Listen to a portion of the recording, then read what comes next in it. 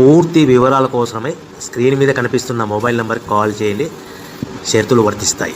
So మీరు చూస్తున్న ఈ machine semi automatic hydraulic full sheet joint sheet buffet plate making machine.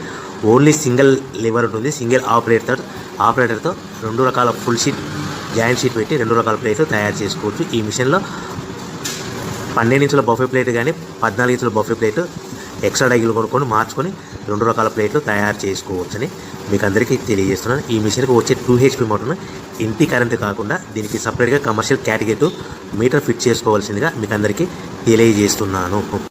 ఈ full షీట్ను మిషన్లో ఈ విధంగా పెట్టి లివర్ని గేర్ని ముందుకు ప్రెస్ చేస్తే డై కిందికి వస్తుంది.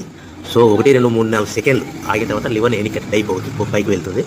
ఈ విధంగా ఫుల్ షీట్ పెడితే జాయింట్ షీట్ పెడితే 2 రకాల ప్లేట్లు ఈ విధంగా తయారవుతాయి. సో మనకు ఓన్లీ సింగిల్ గేరు సింగిల్ ఆపరేటర్తో మనం ఈ విధంగా షీట్ పెట్టి గేర్ని మళ్ళీ ముందు ప్రెస్ చేస్తే డై కిందికి వస్తుంది. 1 2 3 4 సెకండ్లు ఆగిన తర్వాత అదే లివర్ని వెనక్కంటే డై పైకి వెళ్తుంది.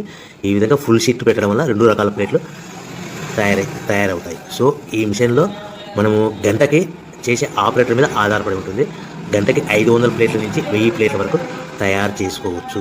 ఈ మిషన్లో ఫుల్ షీట్ జాయింట్ షీట్ పెడితే 2 రకాల బఫే ప్లేట్లు తయారు చేసుకోవచ్చు. మనం ఎలాంటి 12 ఇంచుల బఫే ప్లేట్లు కానీ లేదు అంటే 14 ఇంచుల బఫే ప్లేట్లు ఎక్స్ట్రా డై కొనుక్కొని మనం 2 రకాల ప్లేట్లు తయారు చేసుకోవచ్చు. 12 ఇంచుల బఫే ప్లేట్లు లేదు అంటే 14 ఇంచుల బఫే ప్లేట్లు ఎక్స్ట్రా డై కొనుక్కొని మనం ప్లేట్లు తయారు చేసుకోవచ్చు. కానీ ఈ మిషన్లో ఎలాంటి టిఫిన్ ప్లేట్లని స్నాక్స్ ప్లేట్స్ అని డోనా కప్పులని టీ కప్పులని తయారు చేసుకోలేము.